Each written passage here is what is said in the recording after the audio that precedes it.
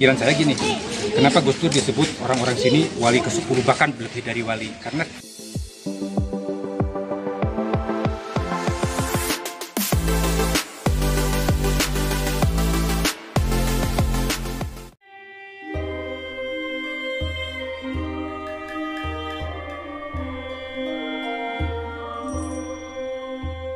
Kiai Haji Abdurrahman Wahid atau yang lebih akrab disapa Gus Dur, siapa yang tak kenal? Beliau adalah sosok ulama sekaligus tokoh politik yang memberi warna baru bagi sejarah perkembangan bangsa Indonesia. Gus Dur merupakan Presiden keempat Republik Indonesia yang menjabat dari tahun 1999 hingga tahun 2001 menggantikan B.J. Habibie. Gus Dur wafat pada tanggal 30 Desember 2009 dan dimakamkan di Kompleks Pemakaman Pondok Pesantren Tebu Ireng, Jombang, Jawa Timur. Kini, setelah 13 tahun wafat, makamnya tetap ramai dikunjungi para peziarah. Kali ini, saya berkesempatan mengunjungi makam beliau yang lokasinya menyatu dengan area Pondok Pesantren Tebu Ireng, Jombang, Jawa Timur.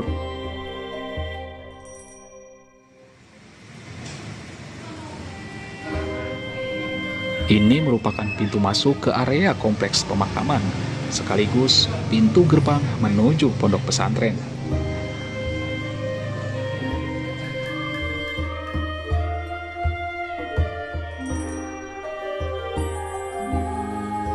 Karena masih dalam kondisi pandemi, maka para peziarah diwajibkan untuk tetap menerapkan protokol kesehatan.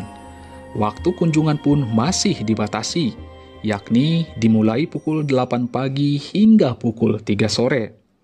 Kemudian dilanjutkan dari pukul 8 malam hingga pukul 3 pagi. Nah teman-teman, sekarang saya berada di pintu masuk menuju makam Abdurrahman Wahid atau Gus Dur. Ini kondisi karena hari biasa cukup sepi, jadi tidak banyak pengunjung yang masuk ke sini. Yuk kita masuk.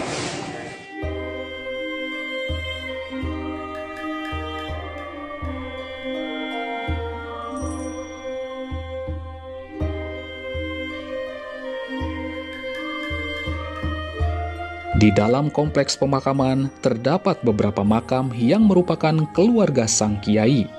Mulai dari Kiai Haji Hashim Asy'ari yang merupakan kakek Gus Dur sendiri, yang juga merupakan pendiri Pondok Pesantren Tebu Ireng sekaligus sebagai pencetus berdirinya organisasi Islam Nahdlatul Ulama.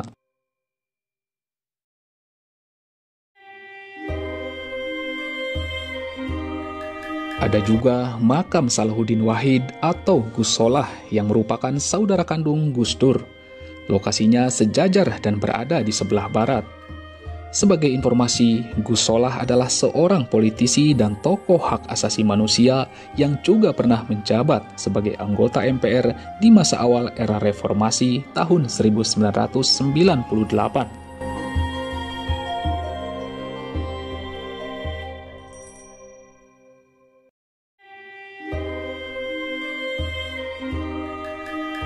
Total terdapat 56 makam dari kapasitas 100 kafling yang tersedia. Lahan-lahan yang kosong ini nantinya akan digunakan untuk pemakaman keluarga Gus Dur yang lain, termasuk istrinya.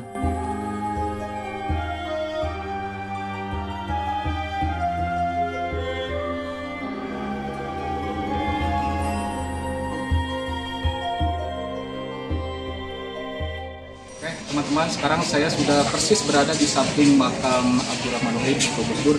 Ini tepat di samping kiri saya adalah makam beliau, makam Abdurrahman Wahid, yang ukurannya paling besar dan spesial ya. Jadi ukurannya paling besar dan paling lebar.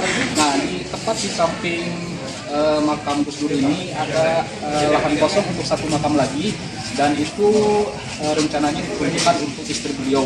Ya, ini sudah disediakan nanti menurut keterangan penjaga makam itu untuk istri beliau. Ada hal yang sangat istimewa dari tampilan fisik dan ukuran makam Gus Dur, di mana makam ini mempunyai ukuran lebih besar dibanding makam-makam lain. Di atas pusaranya ditaburi kerikil warna putih dan bunga warna merah.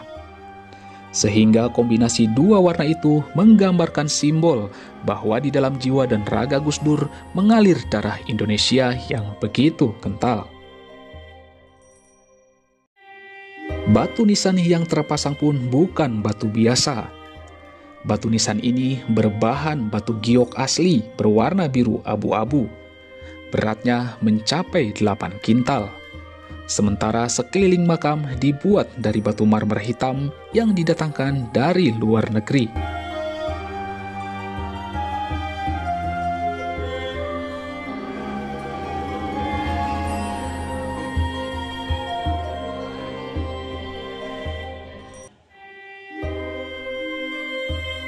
Keunikan lainnya terdapat pada tulisan di batu nisan. Tulisan ini menggunakan 4 bahasa sekaligus, yakni bahasa Indonesia, bahasa Arab, bahasa Inggris, dan bahasa Mandarin. Hal ini menggambarkan sosok Gus Dur sebagai tokoh bangsa yang merangkul semua kalangan dan etnis. Oleh karena itu, para peziarah pun bukan hanya dari kalangan Muslim, namun dari berbagai pemeluk agama lain yang ada di Indonesia. Kenapa Gus Dur disebut orang-orang sini wali ke-10, bahkan lebih dari wali? Karena sampean kalau ke wali 5 atau ke wali 9 hanya orang-orang muslim kan? Kalau sini yang jarah itu karena Gus Dur kan di samping ulama juga presiden, terus dia kemanusiaannya tinggi, humanismenya tinggi, pluralnya tinggi. Jadi betul-betul dicintai oleh semua ras, semua agama. Itu yang bagusnya, kelebihan dari Gus Dur. Ajaran Gus Dur saya setuju Pak. Salah satunya contohnya kita menolong itu nggak usah lihat agama, tolong dulu. Perkara agama nanti sesuaikan dengan kepentingannya.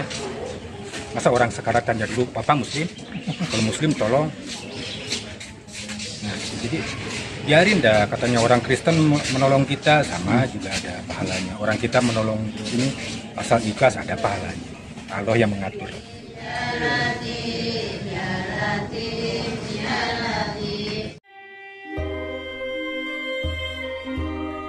Setiap hari, makam Gus Dur selalu dikunjungi peziarah.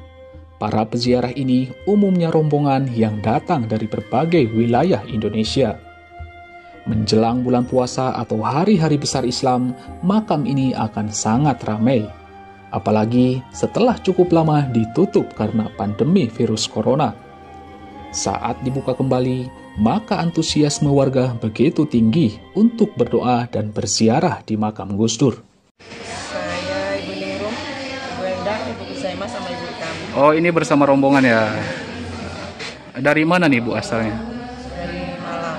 Oh, dari Malang jauh juga ya.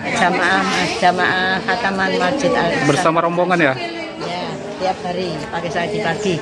Oh, kesini berapa rutin nggak?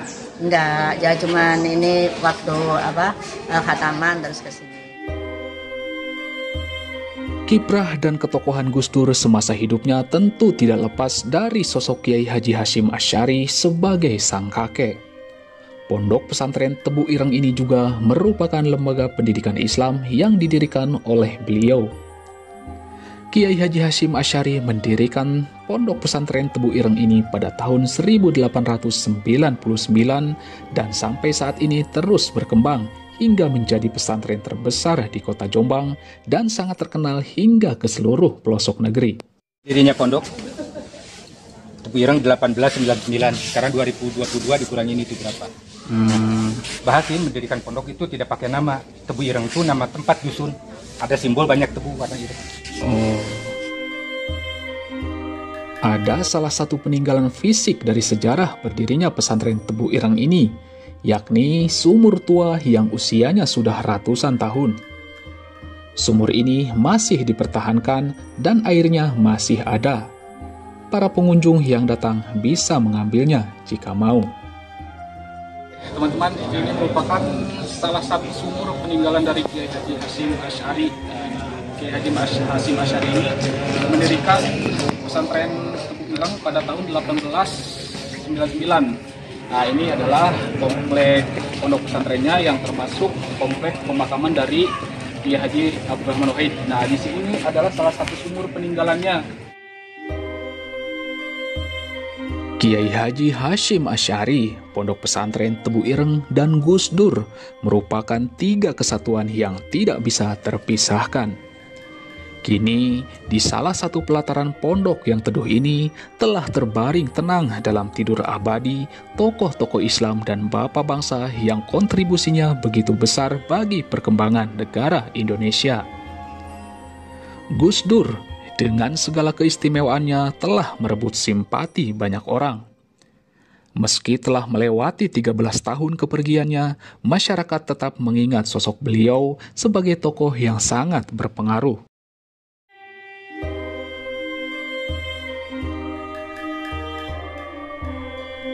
Gus Dur memang telah tiada, namun harisma dan doktrin-doktrinnya tetap melekat di hati sanubari sebagian besar orang.